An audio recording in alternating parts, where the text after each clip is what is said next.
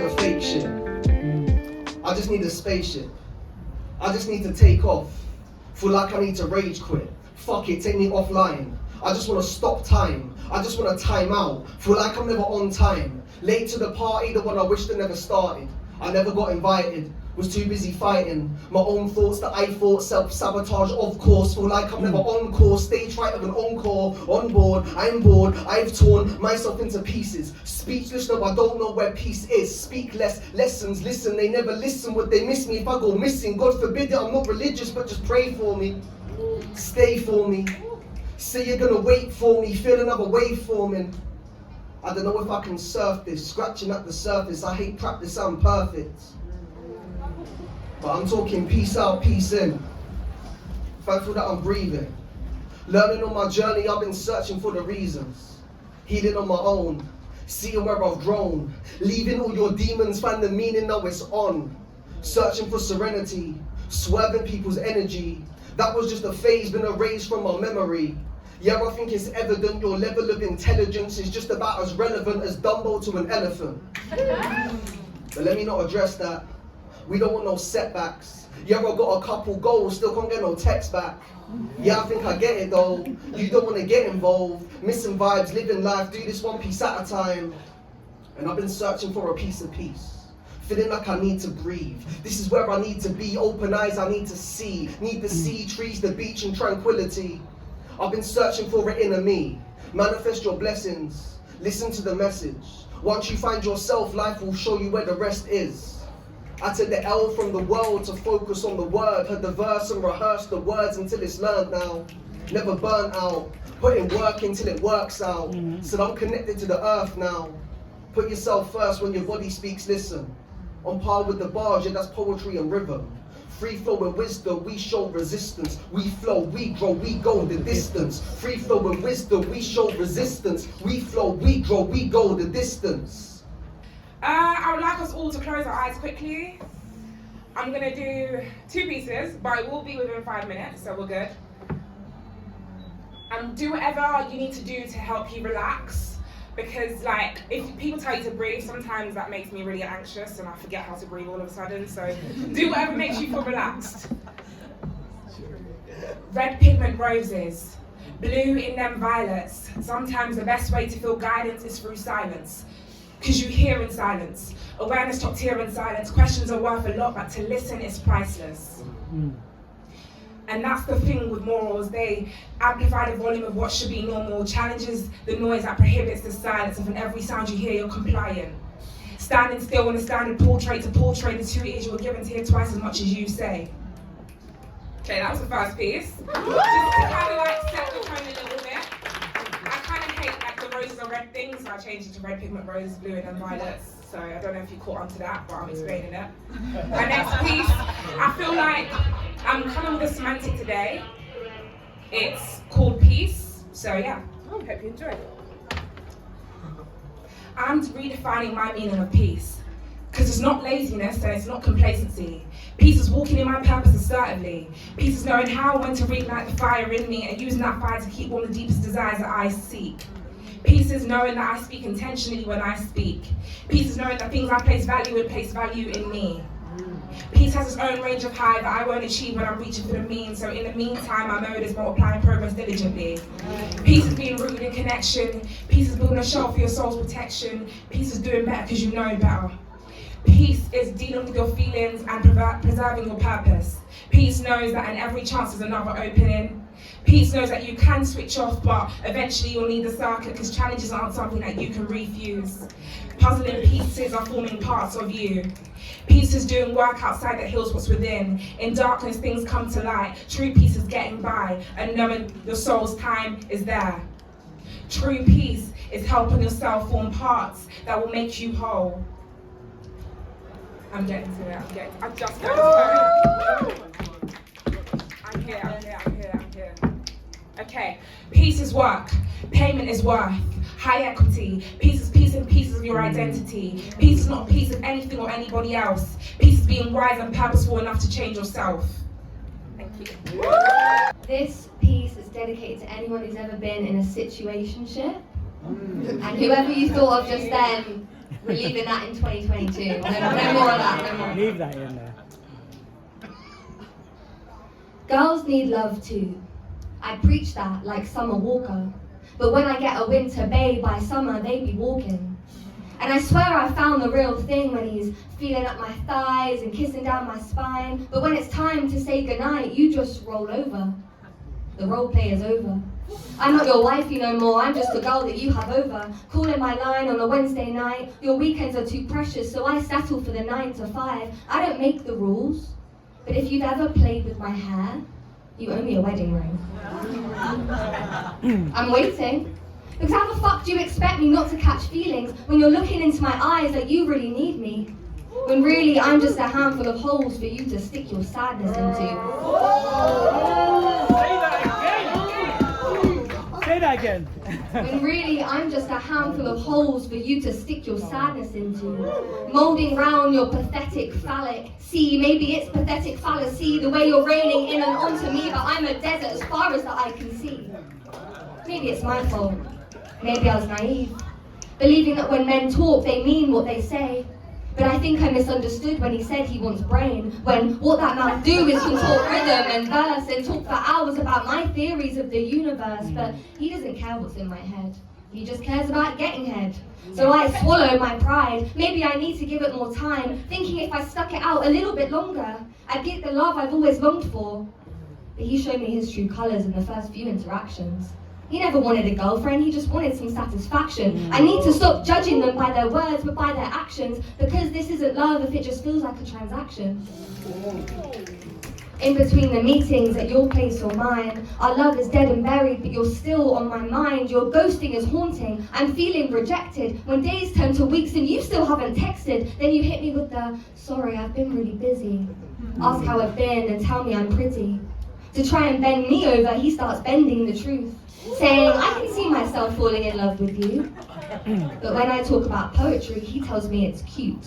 And I can see my cup of confidence as he begins to dilute, making me addicted to all the validation. What started as a one-time high is now my daily medication. 1 minute I was sober, now it's permanent intoxication. This thing is so perfect in my imagination. But in reality, it's nothing more than a situation where you get to have your cake and eat it too. But I have never really had a sweet tooth. Thank you. Cost of living, finally, a price plan for existence. It's better this way, simpler. See, the welfare state is a great idea, but, go on, but, I'm waiting. Show me where to upgrade. Tell me how to bolt on. See, I've been told on time and time again, there's money out there for busy men, but I can't afford the bus. Waited all summer for 6 weeks of truss.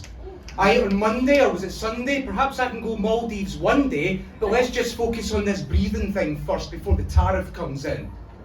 That's the next one. Gasping online, trying to top up airtime before the broadband dies, or me.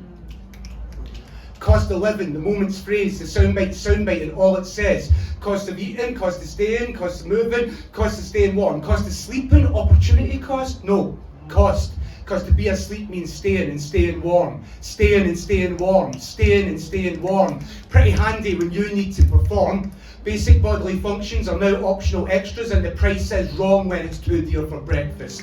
And I'm not even talking about me. I'm alright. Had 3 meals today, will do tomorrow and the next day. But what about my neighbour? What about your cousin? And the cold hungry dots kept far from discussion. What about that toddler so hungry he's sore and the freezing old lady because shareholders need more? I need a share, not just a share of the takings, a share of the fuckery decision makings. Somebody needs to wake up. Maybe it's me, maybe it's we. Time to stop them doing what they like. Organise, mobilise, protest, strike. Strike for the hungry, fight for the cold. This country needs taken from power barons' hold. This country needs leaders, not lackeys. And we all need to be forgiven for blindly accepting the cost of living. That's right. Money makes the world go wrong. Round. And round we go. Loops of want and mayhem. Money makes the world go around wrong. And here we are. Greed-drunk leaders. More food banks than libraries. Getting that Friday feeling now means worrying about the heating and Christmas is a monster in your closet. Going shops after work should never be the hard bit. And please don't start it with your chat at the market. Last time I was in the market, I was on my bike, it was busy and raining, stalls packed tight. Pound a pound from a dripping trader, lady selling wigs, man hawking patties. You don't have that, you just want to make money. Your stalls are lines of data for a very different dripping trader. He don't even think twice about playing nice when it's his turn to stand up and roll the dice. And his roll of the dice, I play the roll of the dice. Toss for high stakes, catch the breaks, miss the takes. That's what makes the world go round and round and round we go. Where we stop, God damned if I know. Damned if I know how we got here in the first place. Damned if I know how to get back to the glory days are just not good enough. Seems like the twist got us when they got it twisted. Held their rationale straight up, dismissed it. Trickle down is a trick I'm not down with. Time to get my feet on the ground with. The millions that have a nation to hold them back. Who else had enough on this hellbound handcart track? Any new direction needs more than general election. Nothing short of burn it up and down. Working class insurrection. Yeah. Thank you. Okay, that's the problem. The last one's about the solution. I'd like people to imagine World War III. Imagine World War III. 8 billion versus none. A war on one, a war on decline, a fight for growth and renewal. Imagine World War III. 16 million hands and arms creating clinics, schools, mad wind farms, building back and forth, blasting love. Imagine World War III, humanity how it should be. Human nature as it is, not as they say. Because what they say in right is far from right, from far right. Small part of picture backed by misread scripture, touted lies from vested mouths with guns and golds to make them loud. My nature isn't selfish, isn't greed, and neither's yours if truth be freed. Our nation is creation, caring, solidarity, compassion, sharing. Our nature is to build and vibe, to make and solve and coexist. Just because you read otherwise doesn't make it true. It only excuses what we don't do. It makes us small and think we can't live otherwise and love the land. Not because of a flag stuck in it, because it feeds us and helps us stand. Because it's yours and no one's at once. Imagine World War III, the army we all could be. Imagine if we only knew the mighty things that can happen. Imagine if we only knew the mighty things that can happen. Thank you guys. I've never been political. I wouldn't say I'm critical, but definitely not as analytical as the rest. Perhaps a little quizzical in a typically artistic way, easily swayed by the waves of toxic Tory ads that tell me to retrain. I'm certainly opinionated. I can state my case in hearty debates on topics such as social media, household welfare, and why it's Hemsworth that wins the Chris race. But I find I get frustrated and agitated when I'm demanded to corroborate political feuds. It makes me feel uneducated, as though my views are worthless, serving no purpose against the mirth of those in the know. So instead, I remain wordless, allow the experts to take centre stage and slowly slip away. You know, I used to give up my vote, refused to choose to let my voice be heard, preferring to settle in blinded bliss than refer to a manifesto, believing my say was better silence than casting crosses into boxes that could catalyse a country already in crisis. Feels quite absurd to me now. My lacklustre and lazy privilege had me blasé, eyes glazed from the prick of political impoverishment. I have not felt the sting of racism in my Aryan form. My able body skips up steps as others watch from below. The only queues for food have been at the Breakfast Club or Franco Manca on a Saturday, not a bank lined with tins and pasta to keep starvation at bay. I have been bailed out by my family. Education unveiled to me on a grammar school platter. I feasted on the fruits of middle-class labour without pause to savour the sacred. Who needs faith when you can afford to pay? But something has been tickling me, sticking to my bones like wallpaper paste. This schoolyard we call government, British bulldog at its worst. I have a thirst for something better. I fail to fight for a system that keeps the rich twisted in each other's solid sheets, where a 2% polling difference is not seen as meeting in the middle, but a means to pull the rug from under our country's feet. I do believe to string our country along on deceit is to treat mankind like we're sat at the dictator's teat, suckling at fabrications. Whilst they brush under the carpet their all too blatant ignorance, parties playing musical chairs on repeat, sitting in belligerent belittlement, lounging in the marginalisation of minorities, masticating the murders in our homes. You know, I thought the UK was okay. But now I see the girl in the American state forced to vacate a child of rape from her body and think, that could be me. The cousin who nursed children from Grenfell being applauded with saucepans and not with monetary relief. Building bunkers out of broken borders, war is closer to our doorstep than the TV makes it seem. Women's nipples being censored on the daily and men's on the front of magazines. Black men struggling to breathe.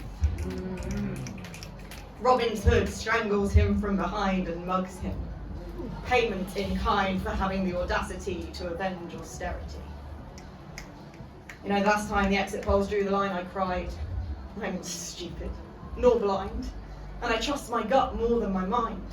And no, I can't tell you who the Prime Minister was in 1972, or begin to understand economic policies that bring suited white men to their knees.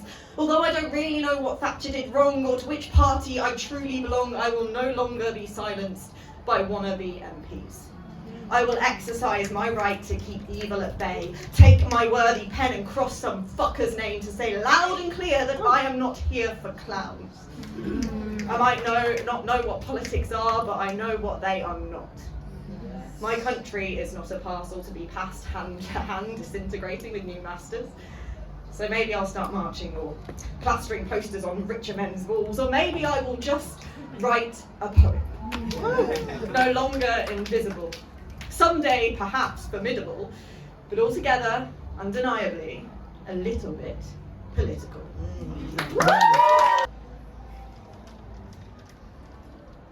Skywalker, you can call me the Padawan, because my pen and my Padawan. Start again. I've always wanted one of those, you know. First line. Skywalker, you can call me the Padawan, because my pen and my Padawan. More firepower than a blaster in my paper. Got more than you bargained for because he's holding a thermal detonator. He got curly hair, cuter than Ewoks on the forest moon of Endor. My words will endure, because I'm the youngling who escaped the slaughter. Raised without a mentor, no Obi-Wan, I had only one choice, to return to the first voice, the source of the Jedi, the Force is with me. Now mind your mind doesn't slip as I perform Jedi mind tricks. If you want to get to know me, watch the original trilogy. Forget about the prequels or Disney. See, I'm the quiet type. The universe is always speaking, so I prefer to listen. Skywalker was born with a purpose into poetry. I received the rebel transmission. Please perceive the rebel mission transmitted through my pen. Bright like a lightsaber, my cutting mind is the weapon of a Jedi Knight. If you can read minds, you can speak with me. Telepathically. Let me tell you a tale about my path impactfully. If we talk, we're talking similarities and similes. I'll hold your gaze like a mirror so we can reflect on symmetry. Think of the imagery. My favourite hobbies. I'd like to stand on a balcony at night and watch the stars fight to produce the brightest light. I shiver in a planetary breeze and wonder, am I still a rookie? I've come a long way since shooting Womprats in my T-16 on Tatooine. Now my aim is accurate like 100 per century. My favourite period of time, a millennium. Favourite animal, falcon, flying free. Shoot first like Han, 6'3" like Chewie. In my nightmares, the night stares back at me. It's the darkness that dreams behind my eyes. I hope that it's empty. Because I write poems as a man trying to avoid the fate of my father. But this force is strong in my family, so thank your lucky stars you don't have to cross paths with Vader. I can't evade my destiny. My birth was meant to commit discontent, but a Jedi must have the deepest commitment. So I've never cheated.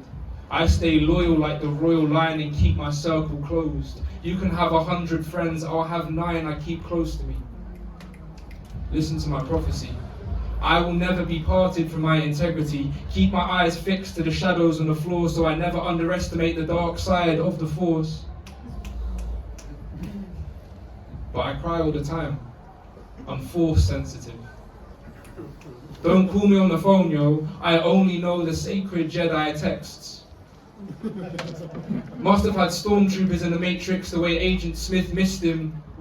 Hold the phone. Operator, do you need an exit? Don't interfere here, Neo. I'm the #1 rebel in this star system. This rebel scum is troublesome. I'm tired of modern poetry. If you've read 1, you've read 2, you've read 3. Come in, receiver. If I posted lyrics online, I'd be the most read leader. I don't respect unearned authority. Power comes from the source. I'm breaking natural laws like you just felt a great disturbance in the G-force. Taking off, talking off. I'm honest and I don't like flexing. So don't spill the sauce if you bring McDonald's in the X-Wing.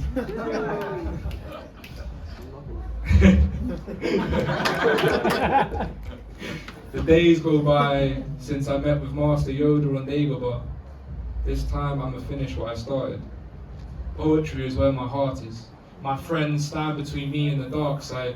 So in Skywalker's name, I want to be remembered for bringing balance to our lives. So let my words keep the flame of loving hope alive inside your mind. Skywalker.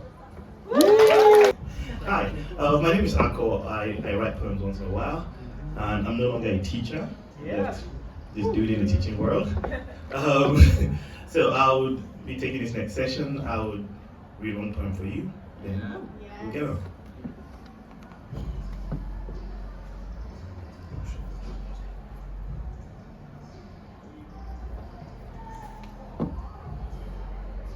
Okay. Explaining why we hug to an alien or a child. This is how we let our hearts kiss. This is how we open our souls and pour in or from it. This is how we bury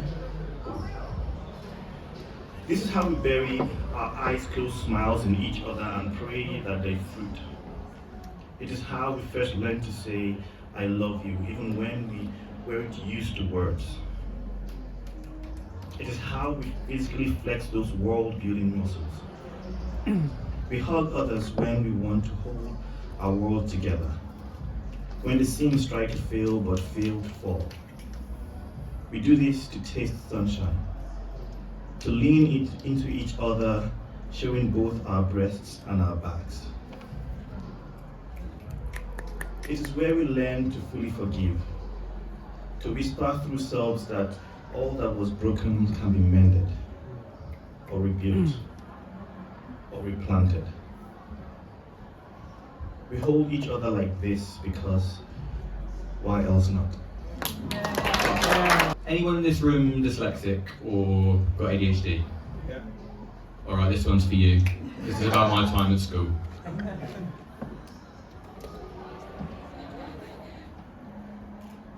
Let me take you back to my time at school. You see, my time in education left me feeling a little broken.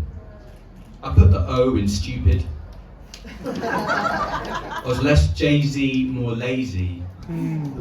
The highest grade kids like me got came in a little baggie. I was always selling myself short, couldn't express my thoughts. Miss, please come over and sort. My handwriting, my spelling, my grammar, speaking aloud started to give me a stammer. My handwriting skills peaked in year 3, letters looked like jumping jacks, a poor man's attempt at a story, an indiscriminate jumble of facts. I'll always remember that classroom scene lives on. The broken pencil tips, the pungent whiteboard ink, staring blankly at a page, the humming chatter would give way to the question we dread the most. Could you read that part out, please, Sam? See, I struggle with the basics. Shoelaces, a daily battle. Focus always distant like the sights out the window. Bumping into those right in front of me. Concept of left and right still a mystery. If getting lost was an Olympic sport, I would win the gold medal. but I'd probably lose it on the way home. At that age, my thoughts felt like formless paragraphs of writing, felt like I'm stuck fighting, my mind and body can't sit still for too long, my wandering brain flying into space, spinning around a carousel I can't get off. I'm overthinking my overthinking, I can't stop feeling but I can start shrinking. You're not trying hard enough, but you're also defunct. It's not your fault, but you could do better. A mishmash of contradictory, patronising advice designed to encourage, but nothing much given to help us really flourish. School meant heart sinking, confidence drinking, shame. I needed words of encouragement to set my sights high, to see beyond a diagnosis, a dubious category, a false narrative in life's story. A box that we don't belong in, to set limits that don't exist, to justify an education system that doesn't cater to our gifts. For my real talents, I could not embrace. There was no exploration of ideas and space, of dreams that fill the sky's edges, no wonderment of what's possible.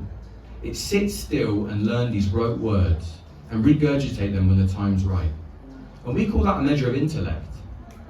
But with the help of those that really saw me, could see past an essay written poorly, a toast to the history teacher that believed his words of encouragement were so well received. Yes, I might lose my keys daily, but I do things others find amazing, like communicate my thoughts and feelings. Sensitive souls just need time to grow up and out. We all need others' belief, like a plant needs sunlight. For if we were taught to think of each other as distinct, rather than hopelessly chasing an ideal, like a rat stuck on a spinning wheel, we might grow further and faster, create more and be more. Do we really want a world of just STEM student Tories, boring parties, where no one's allowed to be anything other than a grey reflection, a muted half-baked copy? Difference is what makes us who we are. 3/4 of the best art students share my so-called affliction. Many cultural leaders, those that have been called genius, from Einstein to Muhammad Ali. We have creative insights, we can see the big picture, we live outside the box, no doctrines or scripture. A quick confession, I'm actually really shit at art. I can barely draw a stick man, so I definitely didn't get that part, but I can assure you I've got other talents. But to me, neurodiversity isn't a PC, snowflake, left-wing fantasy. It helps us understand how society convinces us we must be perfection, a wealthy white man's pompous reflection. We're squeezed into shapes that we don't fit, to be cogs in a machine and never in the cockpit. What neurodiversity means to me is that each of us has innate abilities and a unique life story that shapes a unique person, with skills untapped that we must use, or feel like we've left parts of life unturned, like there's something missing that you can't quite put your hand on. Mark Twain said, "Never let school interfere with your education." And when I look back, what wise words. It's a form of indoctrination. We start with A-star minds and leave with F-grade aspirations. Because when I understood difference, I stopped feeling broken. Thank you. I hate to ruin the mood with this, but it just needs to be accepted. We can't inhibit like how we express ourselves. So this is a part of my past. So trigger warning. This is about domestic abuse, and this is called Break a Bond. I think I resonated with Killmonger from Marvel because I too had a parent who was marked with Black Panther claws. But the only difference is the marks embedded my beloved mother and not my father. My vision was nothing further. Seeing how it became apparent, a parent would be marked at times. It was evident there was no love in a place where a parent. My parents would clash with the latest words of anguish. I was too young to understand or speak their language. But how do you feel when your two favorite worlds collide? And your toy is the only thing you can hold through your woes. And your childish mind is used to playing games. But as a child in time, you couldn't play run and hide. Yet you seek your comfort and zone in a place that wasn't your home. But the smallest thing you hold dear, and to you, it was a plushy toy society called ugly. But it was the beauty that became your comfort zone. My smallest home in the heart, I guess a downside where I resided in. Witnessing the tears from the one who loves you always and smiles at you. So much flowing downpour in your early days were black sorrows. I witnessed my mother and my favorite toy marked with spots on the skin. The only difference is one was already painted and one was beaten and tainted. I gripped my toy, but I could never hold my mother together. My arms were too small for that. She wept in the corner, wallowing, knowing that the home she felt comfort in was full of monsters and she was hollowed in.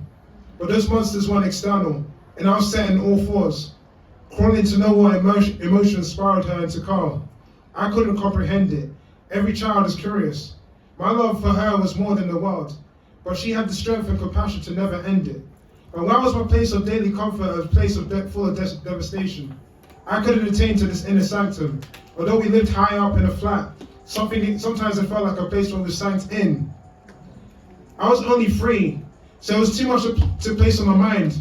A parental unity, something that I thought I could never find. Because even as a youngin', I knew this wasn't something that Mother Nature or Father timed. A father earthed, arranged in his nature, whilst my mother earthed in continuous nurturing to make this house hold. He did his crime against us. Where was my aid? When my imagination created a temporary friend to hold dear to me. But victimhood and trauma was left in the pit of a past that can no longer make the present tense. By that time, those visions were weak. Those visions were my present, gifted, when the time that in present was tense. I leave all my beats along with my generational curses. I wish I could, if only I could really rehearse this, because every recital felt like it would only curse lips. I wish I could only go back in time to reverse hits, like the past quake damages were cemented with pastures that recovered peace of land. I guess moving into green pastures are greenery that only be seen in the current scenery, where the present became a present of living, and you're thankful for the very moments that you were given. But some people have the pleasure of celebrating Mother's Day and Father's Day. But for me, I remember how much I adored my mother every day. But for my father, it was Boxing Day of heartbreaks. Either way, it cracked my heart, but it was cemented by my mother who still showed love from the start. But now I spill my pain in painted scriptures of a past twirled. But nothing could ever, this didn't happen most often, because looking back I still dread if anyone were to end up in a coffin. Thank you. This is called lesbian misogyny. Misogyny. As lesbians, we didn't invent it, but we took it to a whole new dimension and extension of our forefathers. A part of our identity waged war upon by societal expectation, projecting just enough to be taken seriously while denying that we are like them, condemning those who objectify women as we fist bump each other and objectify femmes. Trading our masculinity as if it were monetary, a currency, on a monosexual stock market of cheap imitation, where we still place our value on ripped forearms and gold stars, deliberately combative, weaponized by us to radically undermine the type we find the most attractive, rendering them impure, contaminated, tainted, or diluted by their evolving fluidity. Masculinity can always be toxic, no matter what gender adopts it. Sex with strap-ons isn't the problem, just like a dick can't be blamed for the prick it's attached to.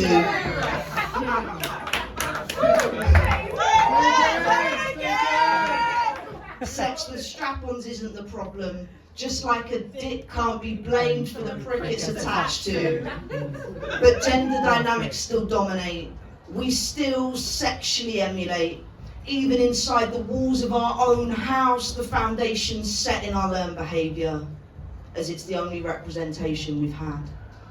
Heteronormativity is all around us, and nobody ever taught us what it means to be queer and masc.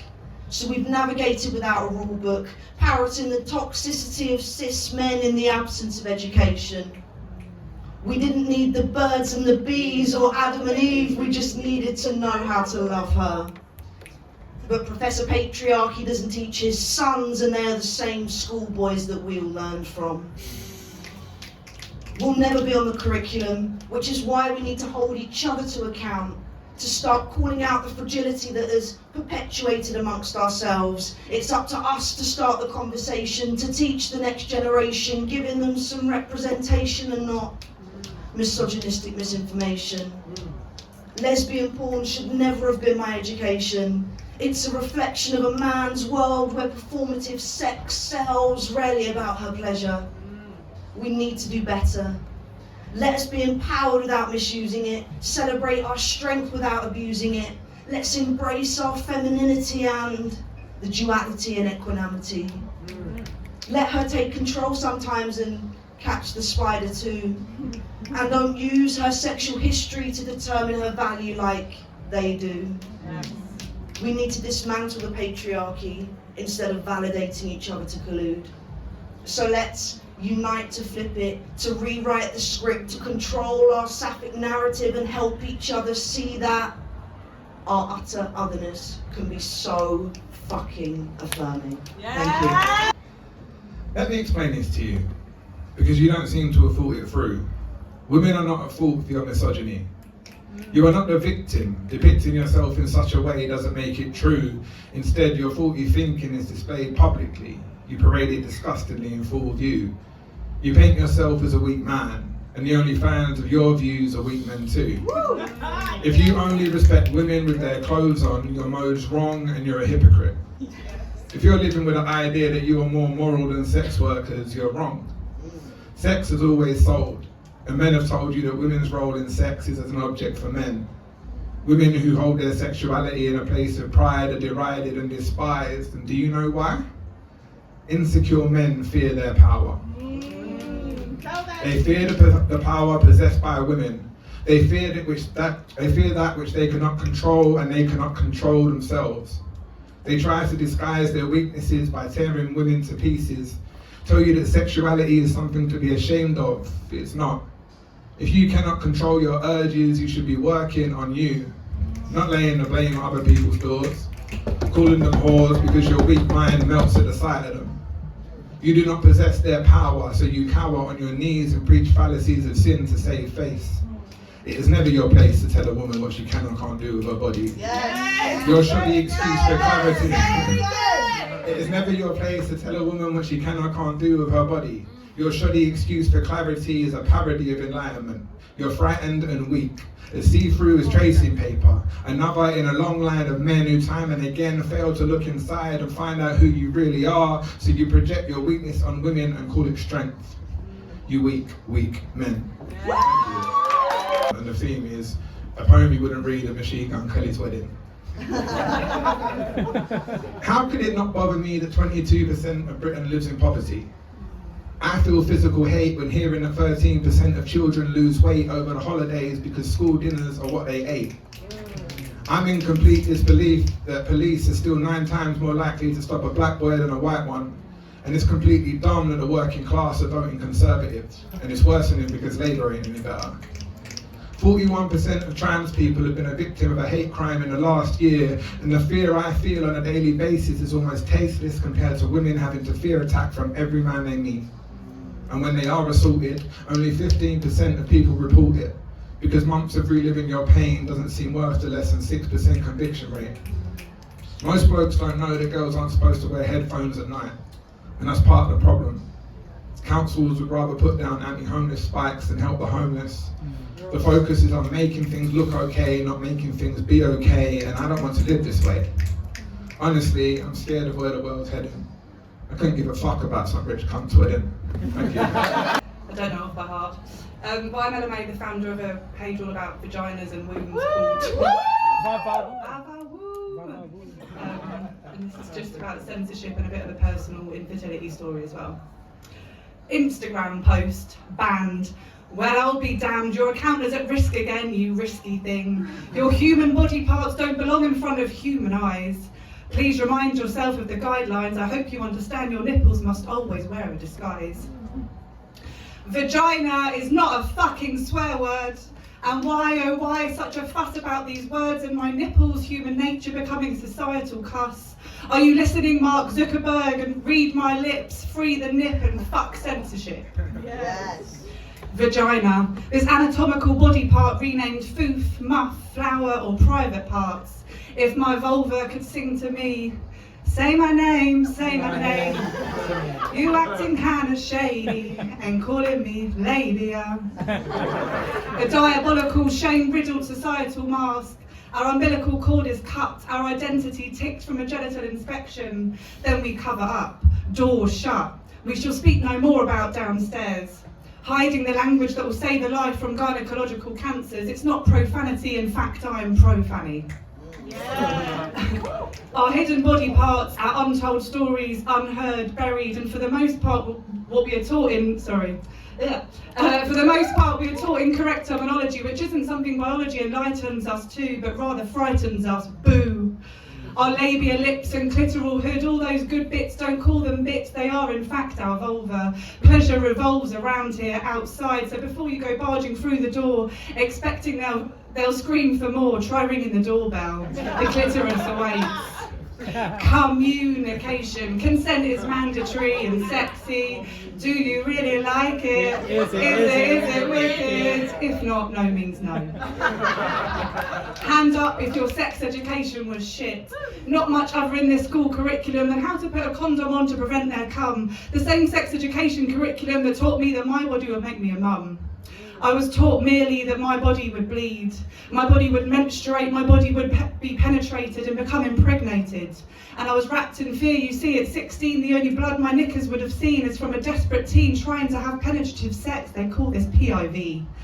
Blissfully unaware, my female body differed in anatomy. My body was rare, not quite intact, an unfinished artifact, born without a uterus, parts that lack. A child without the only red medal to womanhood I understood, with nothing in sex said about what to do when you don't see red. All my friends, they bled.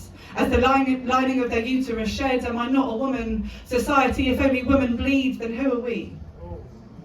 I grew to define womanhood through courage, strength and love, and not my ability to reproduce.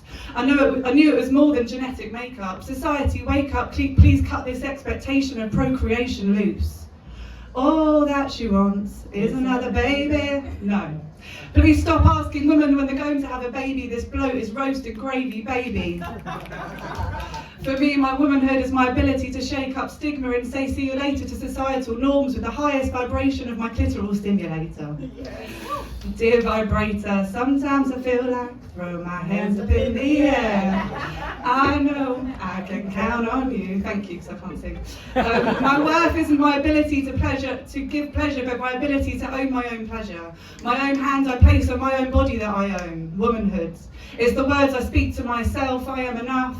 These words are often thrown away and stood on by the standard of beauty I'm entwined in. My own self-critic, my mind the attic of learned behaviours and unopened boxes, toxic. Womanhood, it's the deepest breaths of courage we take to exhale fear. Exhale pressure, exhale double standards, exhale playing the wrong cards, exhale the need to say get home safe, exhale slut shaming, exhale rape blaming, exhale catcalling because my skin is crawling, exhale fake orgasms and inhale pleasure. Inhale your worth, which isn't defined by the numbers on your scale or any statistical definition of a woman you might find yourself entrapped in. Be thin, be fatter, be flatter, be curvy, have a womb, no chatter, more chat, less of this, more of that. Womanhood. It's whatever you want it to be. Because after all, me, myself and I, that's all I got. Hi, I'm Jade. Oh. I just moved here from Canada and this is my first time.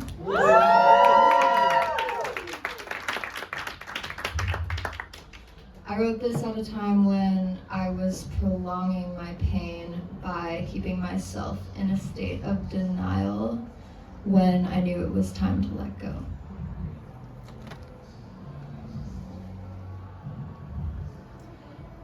Grieve it. It was meant to die. Just like oceans meant to tide. You can fight fame, make believe, fantasize a night to siege. But the forces you ignore head towards the shore. What's been lost is gone. You decide if this process prolongs. It's a fine line. You minimize, then catastrophize. But look through the sky's eyes. She's got a better view. And you got better things to do. Don't let the demons stray you. They're looking for bait to fear you from your fate. You give them too much range. They seep into your brain where they become dangerous. There's places you can place them, to cage before you grace them. Overwhelmed to under, like thunder to rain. You can't escape the pain, but you can mitigate it. But the wave is what you asked for. You wanted to be washed. So grieve it. It's already gone. Don't prolong by holding on. Salt your eyes, but not for long. You don't know what God's got on. And either way, the wave is strong. You've already gone. Thank you. Hello. So my name is Hazel. I use they, them pronouns. Abdullah, you tried. Thank you. Amazing to be headlining BYOB. I'm just going to have a fangirl moment. But I've got so much love for BYOB. BYOB was one of the first events that I went to 3 years ago. Mad. And Abdullah and BYOB helped so much with when it came time for me to set up Shits and Scribbles. Big cheer if you've been to Shits and Scribbles. And Abdullah is right. I call people out on their bullshit, and I really have a good time doing it. Especially on Channel 4. Exactly. Especially on Channel 4. Yes, I didn't do that. I will swap them. Lovely. Upgrade. Is the upgrade on? Is it? Oh, it's clearer. It's wireless. Clearer. We are wireless, ladies and gentlemen. Thank you, Fawaz, for getting rid of the additional wire. Right, so I recently had it was a really big deal. I got to be part of the big queer poetry show, which was everything. There's not much more in this world I hate than misogynists, or TERFs, or Tories, or people that discriminate against sex workers. So this piece is called TERF Wars. Basically, fuck a silent ally. Yes. I've got an agenda. I want boys to see boys holding hands with boys and girls to be saved with their own intentions. This is not a point for contention, nor are we screaming for the sake of attention. They want to eliminate us, obliterate us, decimate our numbers and kill us off, but our identities are not disease, and we will not give in to the poison they spread as they scream that the true poison of society is found in the beds in which husbands love their husbands and wives lie with their wives. I want same-sex parenting to be accepted as a part of life, not a call for homosexual intention, so let me be your demon if you must, but let them love and be loved. Until love is awarded universal rights, stand and fight side by side with us. Love us. Love each other and show children scenes of what true love can be for us. You too can take the knee. But we have all learned that equality and equity do not come peacefully. And we fought for you. So why won't you fight for me? I will drop these loud truths with dignity as I continue to fight against the oppression of my people, yet still we must fight this hypocrisy. I have got an agenda. I want gender to be accepted as more than one or the other. I want sex and sexuality to be seen as two different things, and I want bigots to understand that a man who loves men is no more likely to want to fuck your kids than you are. Woo! I want society to let kids be kids and stop sexualizing them, weaponizing them, idolizing them in dolled up forms, training them to conform to gendered norms. I want kids to stop being defined by what they look like naked. I want kids to stop being called future heartbreakers.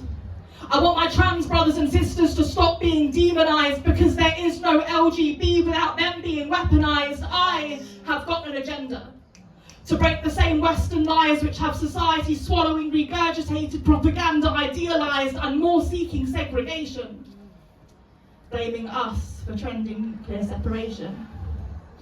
You don't want my kind around your kids. This is not the first time that history books have seen this. You may be hitting your heads against brick walls, but we riot with stone for the right to be accepted in our homes without being expected to hide our lives in them. Rosa Parks took her seat on the bus, and Marsha P. Johnson fought for us. Even if we weren't all like her, she still loved. till she was thrown from the very stone walls upon which she fought outside, her death documented as suicide. So do not facilitate the lie and tell me that your discrimination is different, just because it pours from your lips to drown us instead of her. And do not shrug off blame, telling me that in this game sometimes we must accept our fates and that I can't save everyone, because I will try. I will stand and I will fight. I will march and I will bring light to the darkest of places. I will bring joy and smiles to children's faces. I will stamp on words like tranny, faggot and dyke while still reaching out a hand to hold those who have said them, because change is here. Hate we will displace and replace with love. And my love is the same as your love when prejudice is dropped, so drop them. And march with me to save them. If your feminism isn't intersectional, I don't want it at all, so show me where your alliances lie, because the LGB alliance is a lie. Our queerness is not their land to colonise, and we do not want this war. We have been forced to defend our right to coexist with you, to live life at full volume as you too move through life unmuted. In simply living and loving, we have been forced to justify the love we find. I tell you again, the LGB alliance is a lie. After trans men and women, who is next? Trans people and trans rights are being attacked. It's a fact. By the same government institutions who remove reproductive rights and hate blacks, who dodge tax to crack whips, who institutionalise our kids. And if it's not to the letter by the cis-man system, they'll claim it's off-grid. After trans men and women, who is next? Let's rewrite this binary system without getting fucked over by it. This is a revolution for love. So I say, let boys see boys holding hands with boys. Make an effort with pronouns. Accept us all open arms, those of us who seek no harm, but who look to live life as you do. One day, with our own loves. Without targets on our backs, without increased levels of suicide, living in a world free from LGBTQ plus genocide, side by side, and without prejudice. Yes! Thank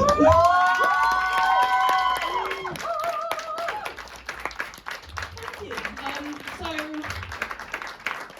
alongside being a poet and like a really busy person, I also have two amazing children.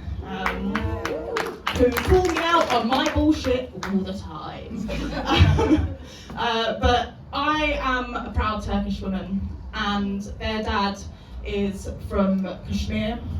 So there's always been like this ongoing kind of struggle between my culture, their dad's culture, British culture, and like trying to raise my children without all of the crap that we have had to endure. And I wrote some poems about it. So this first one is called Brown Boys. Yes. And this is for my son.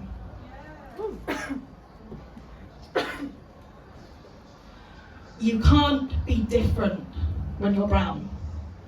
My son is told to hold his frown, to clench his fists and grit his teeth, to never show what lies beneath the surface. To hit first and talk later. Not to cry when he falls, to be good at football, have girlfriends at school. No discussion, it's just rough and tumble. To be a boy who turns into a man, his path was chosen before he could stand. He could not play with dolls. Given action men. Strong boys' colours like blue and red. He wanted to paint his nails like his sister, push dinosaurs in a pram. God forbid he play dress up, so don't tell him he can. He wants an earring, he can't till he's a man, shoulder by shoulder. With other brown boys he stands. You feed him your poison because you know that you can. Pass it on second hand through more than the 2 generations now born on this land. When hits fly to women and knuckles are bruised, and you try to decide which toxicity you choose, and here hate breeds. Like the vermin left in the country your dadaji called home, and our son grasps at his anger and he's feeling alone. You say the power is yours till he holds a job and degree. But what does it mean to protect him from the white man and protect his culture with racism and homophobia attacking like vultures identity of the motherland? Yet my voice is silenced, and all I can do is watch from the sidelines, but I will clench my fists and grit my teeth to allow my son his individuality. Son, your skin may be brown, but do not don the crown which will make you bleed. This is not what masculinity means. At 7, stand tall and act your age, and I will absorb those daggers with names like manly and strong and proud and brave. And I will show you that this is not how you have to behave, with colours on your nails and dinosaurs in your pram and shin pads and studs and football shirts and laughing at fashion shows wearing dresses and skirts. Cuddles and kisses, unfurl those fists. Relax your jaw. My brown boy will not be sent out side by side with others to war. He will stand with his true sense of self, unrivaled self-worth as he rough and tumbles in the dirt, and I will look at his smile with daggers in my back. Unwavering is his shield, I will not look back to the life I left behind when I chose to walk away. One foot on a new path with one which stays, and I will walk wherever his does lead.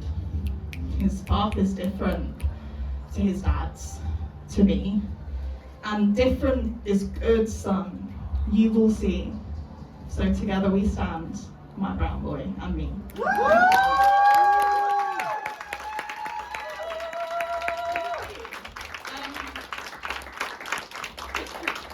So my two kids' experiences have been wildly different.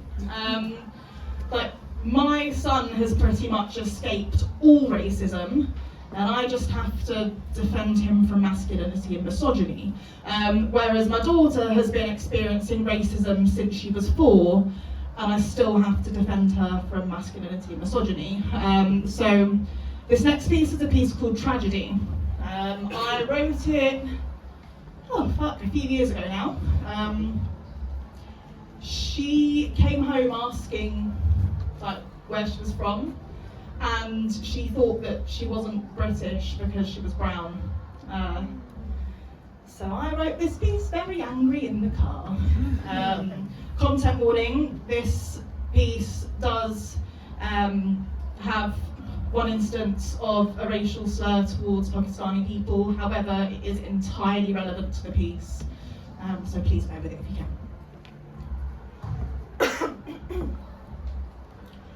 Where are the roots in race? A word unwittingly so rooted in hate that a mere act of apparent kindness unknowingly seals the fates of those not supremely white to be lesser faces, to be less worthy of a home and all its spaces. Trying to locate the right shade of beige for the title British, hoping this inherent racism is just a phase as my daughter casually accepts that England isn't a place which accepts her as its own. Disowned. Trying to figure out where she's from because Kashmir is a home she's never known. Cyprus just a holiday destination. But despite the Queen's English tipping her tongue, England being her home from the minute I crowned, the hospital she was born in South London found, she is told she is too brown. Too brown. Too brown, she is told she is too brown, and such is the innocence of a child that rather than allow a frown to grace her face, she smiles and is thankful for the friends she has from here who have said that they don't care if she isn't. Underlying racism is always present. Tragedy isn't just found in violent protests on the streets. Tragedy isn't just found when asylum seekers capsize at sea. Tragedy isn't just found when those seeking refuge are locked away in detention centres. And tragedy isn't just found in the mouths of hate preachers outside courts or in town centres. Tragedy isn't just found in council cuts. Tragedy isn't just found in the empty bellies of kids with families who are down on their luck. Tragedy isn't just found in misinformation spread by mass media. And tragedy isn't just found in hate-fueled mass hysteria. Tragedy isn't just found on the sides of buses screaming that we don't belong. Tragedy isn't just found when diluting your culture is seen as wrong. Tragedy isn't just found on the disapproving faces of parents when we bring a black boyfriend home. And tragedy isn't just found in white on coloured racism alone. It breeds. Whatever shade your face is, I can almost guarantee that at some point tragedy and hate has held it. Admit it. When our white friends used to play out past dark, growing resentment at our parents who wouldn't let us play that part. Preaching acceptance and understanding for anyone trans or gay whilst reassuring your mates that your kids could never be that way. Voting Conservative because you don't believe in handouts. Shaking your head at every man sat on a street corner asking for help with his handout. Preaching that it's only fair that one day this free healthcare runs out, but you round up by 25p the amount you pay for your burger at McDonald's in the name of charity. Pushing for a points-based immigration system like deserving better can be turned into a game. Where is your shame? Don't tell me that just because you've been discriminated against, you aren't discriminating against anything you don't consider virtue. Living in a world where liberty really is just a statue. In a world with nations which still stone individuals for not conforming sexuality, race, gender, faith lost in a system in which conformity reigns more powerfully than the monarchy which colonised the world. Do not tell me equality is key when it has been thrown in the face of my little girl. British, born and bred. We are in no way past the years of being shouted packy at or having kebabs thrown at our heads. We're searching for peace in pieces of a confused culture which doesn't understand that love is found when mixed and spread. Purity cannot be found in your blood or in the thoughts in your heads. Open your hearts. Make today the start. Be the change. Stand up and take part. Take ownership of the mistakes you have made and the ability you have to change the future. Do it for her. For our innocent daughter. Thank you. My last piece is one that I'm well proud of actually, because I took a very shit situation and difficult time of life, turned it into a poem that got me featured on Sky Arts Life and Rhymes. So this piece is called My 3-Minute Wonder, and I'm really big on trigger warnings, like I think it's so important. Everyone's had that shrimp dick piece of shit ex, right? If you were that ex, you will be triggered.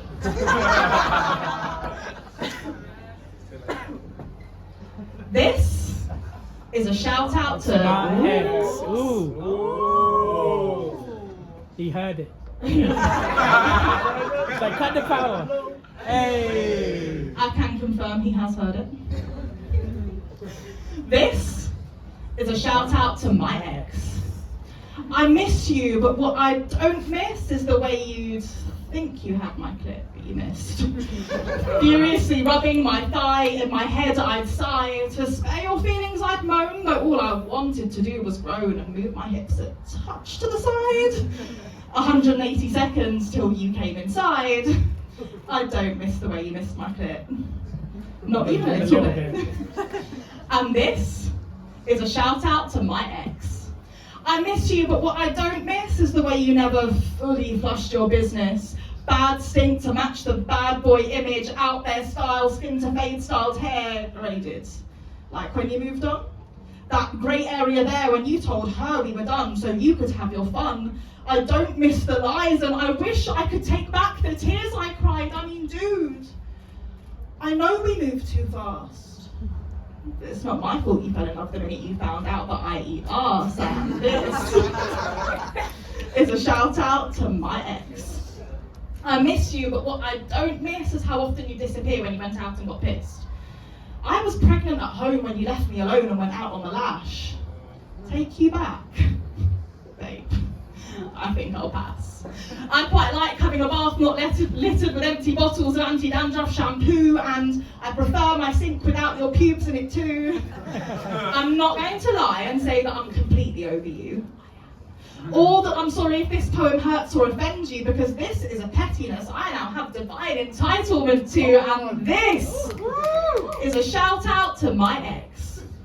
Yes, you truly took the piss, but you were a decent guy when you didn't believe your own lies, and it's probably for the best I never became your wife. See, I finally owned up to the fact that I'm gay, so it was never going to work out anyway. And no, it wasn't your dick that made coming out final, but you did teach me so much about denial, and I've accepted that the way I'm wired is beautifully wild. And all right, the sex wasn't always completely shit, and yes, I've missed you, but I don't miss it. This woman has a strap and she knows how to use it, so why get soppy about being smashed with a floppy? Your tattoos were shit, and you couldn't hit, but we had mad jokes and times could be lit.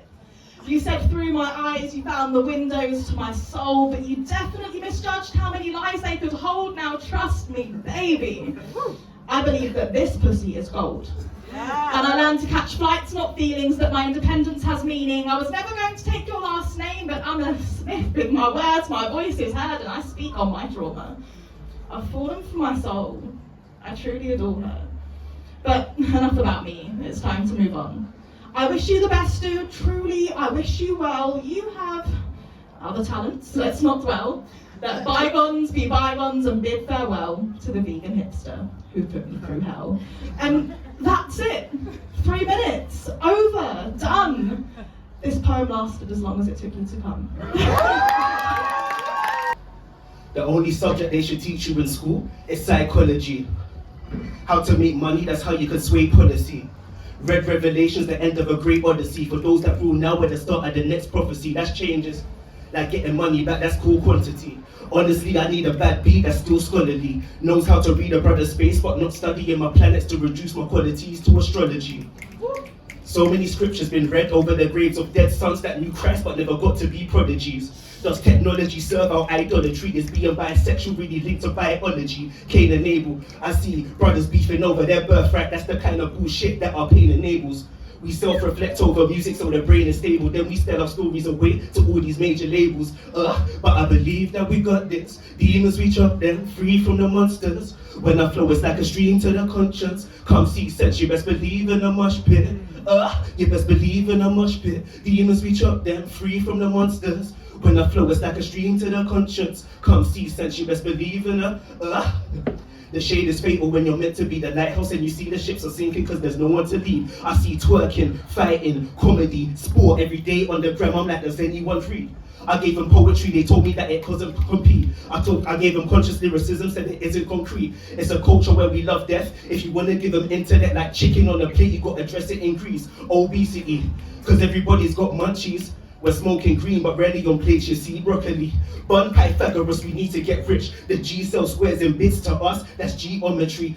Rap culture is part of a black-led economy. The culture comes from the mud like rocks, the ecology. The artwork profits the man that leaves colonies. The artist gets left in the trash like lost property. But I believe that we got this. Demons, we chop them free from the monsters. When we flow, it's like a stream to the conscience. Come see sense, you best believe in a mosh pit. You best believe in a mosh pit. Demons, we chop them free from the monsters. When the flow is like a stream to the conscience. Come see sense, you best believe in a mosh pit. Thank you. I really needed a piss, but I didn't want to miss any of this amazing poetry. Hopefully I don't piss myself. You got this, you got this. Yeah. So this is for people who have been working at a job they didn't like and all they wanted to do was do poetry instead, you know what I mean? I got you, I'm one of those people.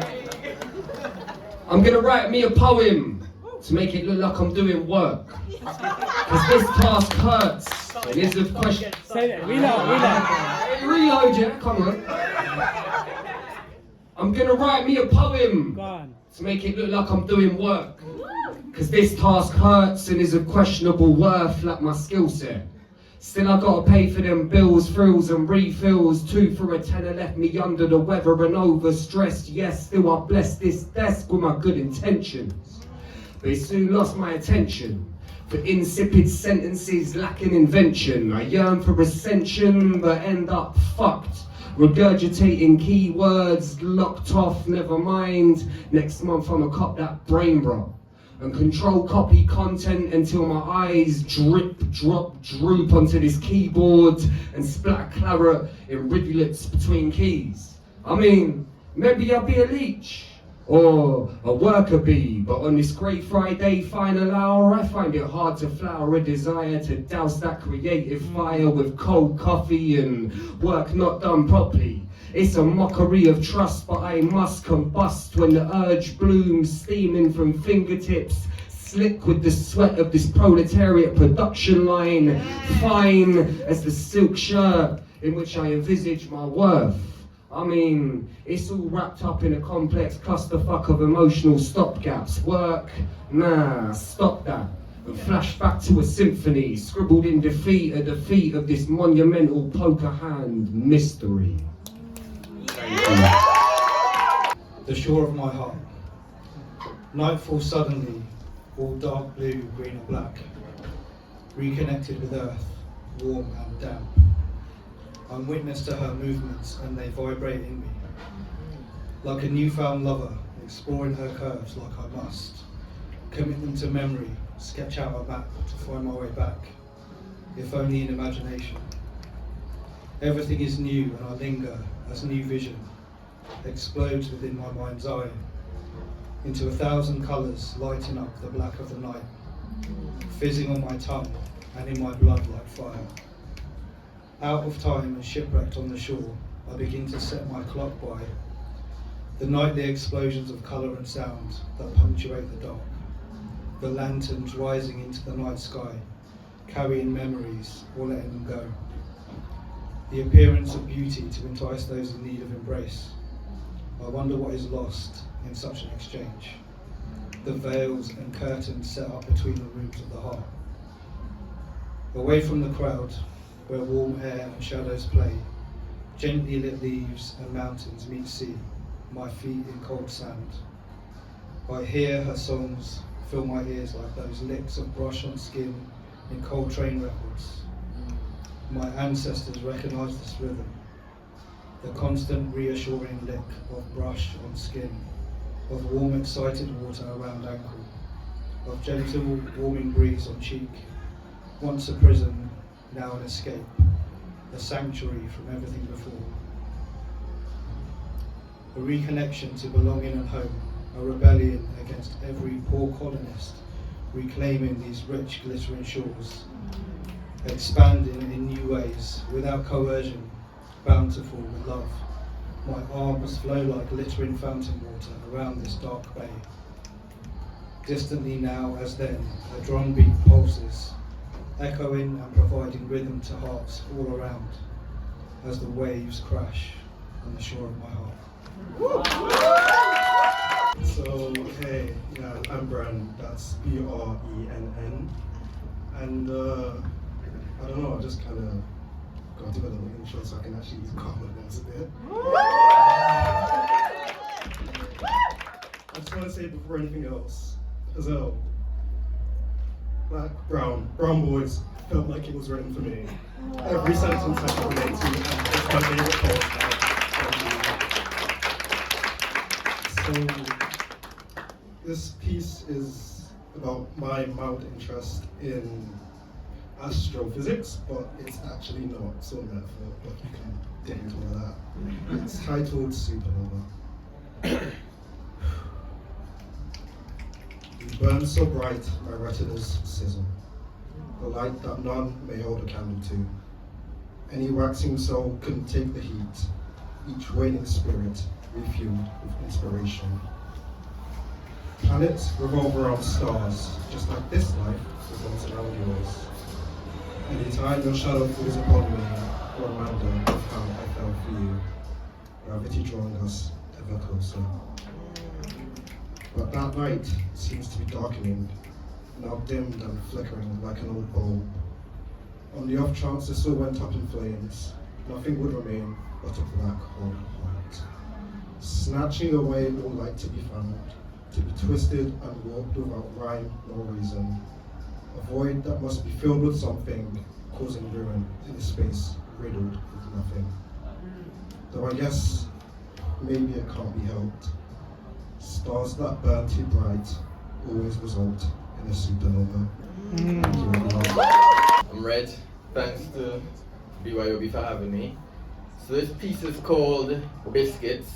It's part of a paper clipping exercise where you write a nonsensical poem in hopes to find inspiration for an actual poem with a little more substance.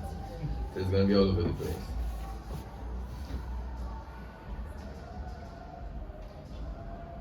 There are several sides to a piano.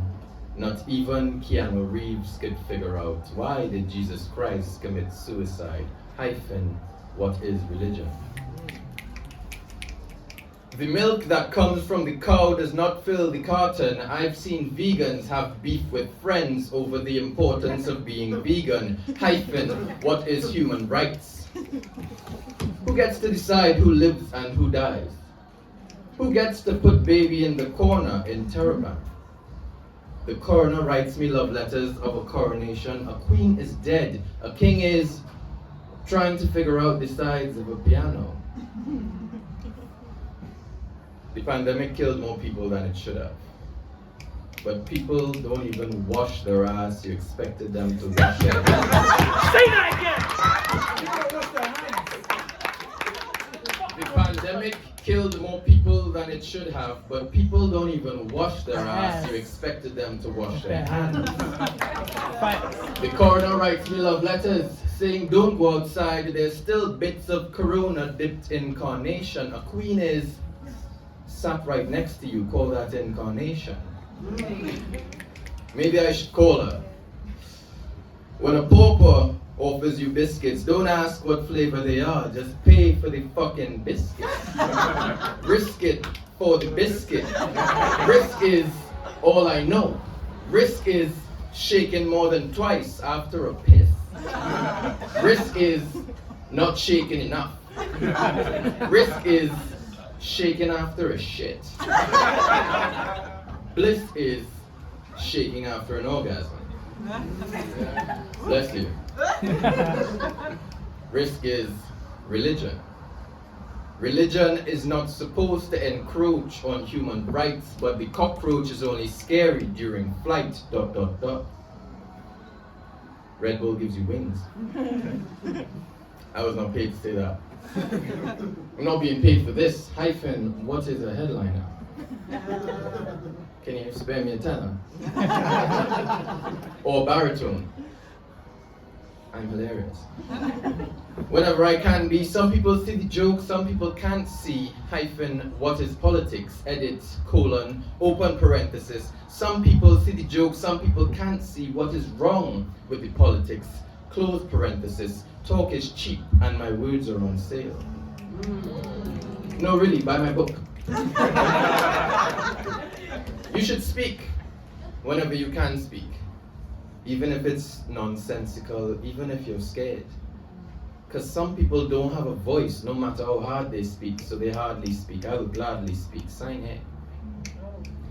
Tridents make waves, much like a hashtag tells us what flag is trending. Sending bin skies, rain mixed me messages. The sky's been sending me mixed messages from the sky, disguised in the rain. One thing you're going to learn in this life is pain. But when the plane goes down, don't stop smiling. Because when the ship goes down, they don't stop the violence. Violence is never the answer. But violence has given me the answer many times. The people are divided. The people are devising a plan. This is a peaceful protest. Why do I hear sirens? So at the end of this piece, let's give them what they want, not an applause, but a moment of silence.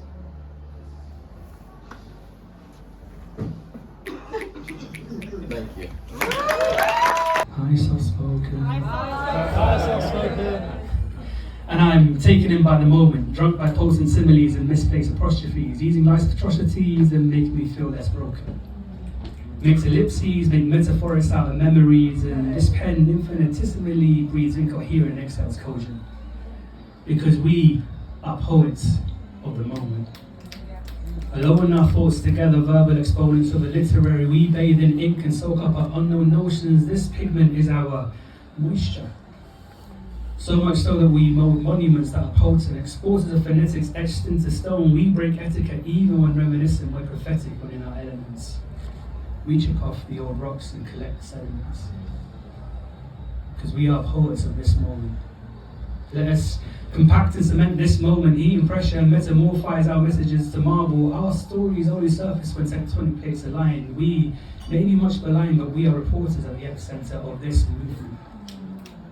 Syllables slip from lips as we stand on soapboxes that somehow withstand earthquakes of emotions.